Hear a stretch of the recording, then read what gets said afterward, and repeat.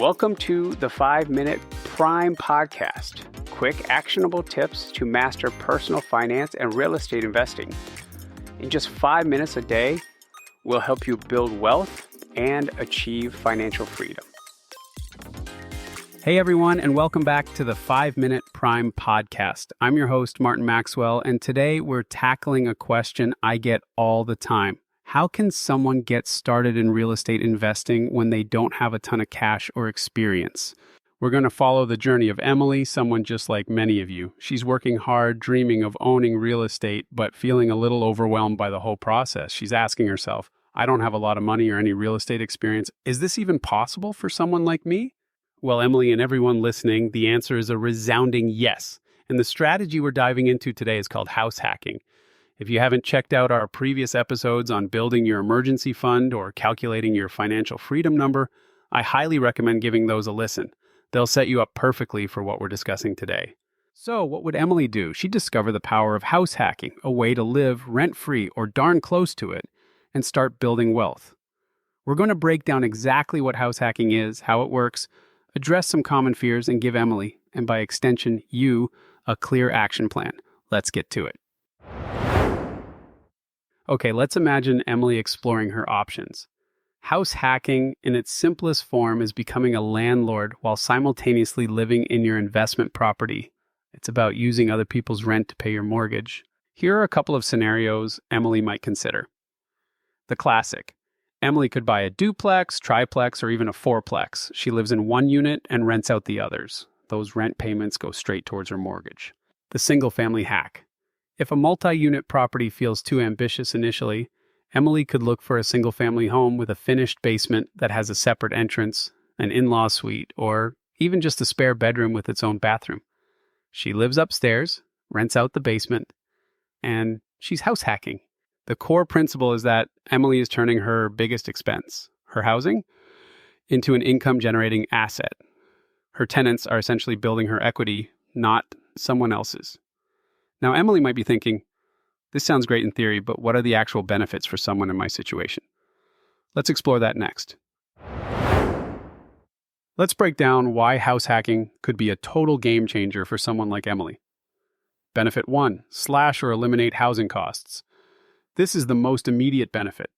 Emily's rent or mortgage is likely her biggest monthly expense. By house hacking, she could drastically reduce or even eliminate that cost. This frees up hundreds, potentially over $1,000 a month that she can use to pay down debt, boost her savings, or invest further. Benefit 2, build equity, the sneaky wealth builder. Even if the rent Emily collects just covers her mortgage payment, she's still building equity every single month. Equity is the portion of the home that she actually owns.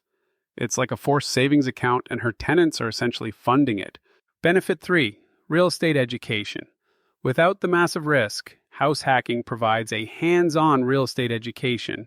Emily will learn about landlording, property management, and financing, all while having the security of living in her own property. Benefit 4, financing perks. Lenders often view owner-occupied properties more favorably. This could mean a lower down payment requirement for Emily, which is crucial when starting with limited funds. She might be able to get into a property with as little as 3.5% down payment using an FHA loan.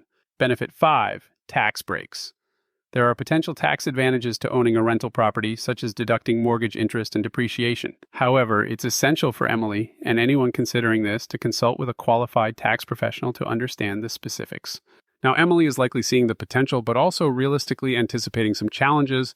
Let's address those common concerns next.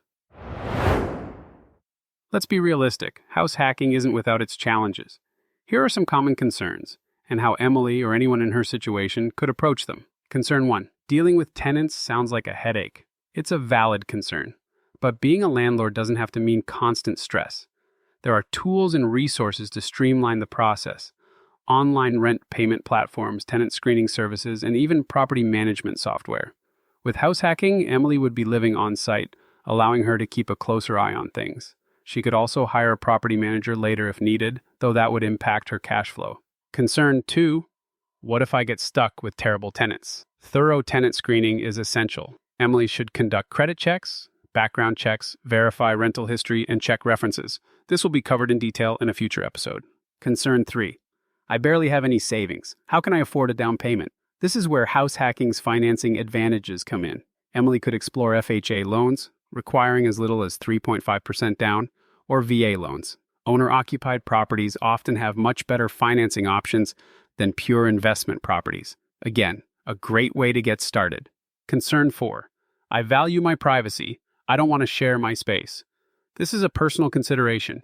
Emily should look for properties with separate entrances and distinct living spaces. A duplex with separate units, or a single-family home with a truly separate basement apartment could provide the desired privacy. Clear communication and a well-written lease agreement are also crucial for setting boundaries. Concern 5. What if the furnace explodes in the middle of the night? Unexpected repairs are part of homeownership. This reinforces the importance of having an emergency fund, as discussed in a previous episode. Emily needs that financial cushion. Some repairs might also be tax deductible. Concern 6. I have no idea where to even find these properties. They are out there. Emily could work with a real estate agent specializing in multifamily properties, search online platforms like Zillow or Realtor.com, filtering for multifamily, or even explore direct mail marketing or driving for dollars to find off-market deals.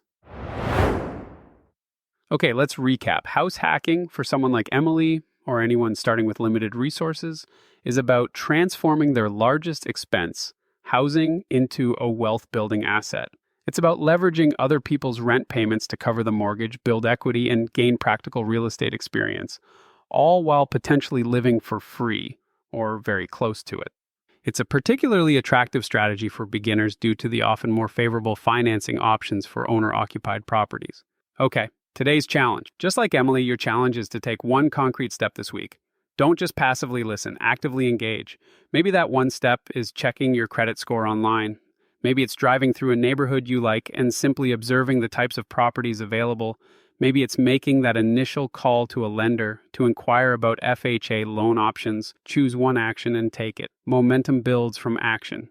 And of course, if you found this episode helpful, please subscribe to the 5-Minute Prime podcast, share it with a friend who's dreaming of owning real estate, and leave us a review.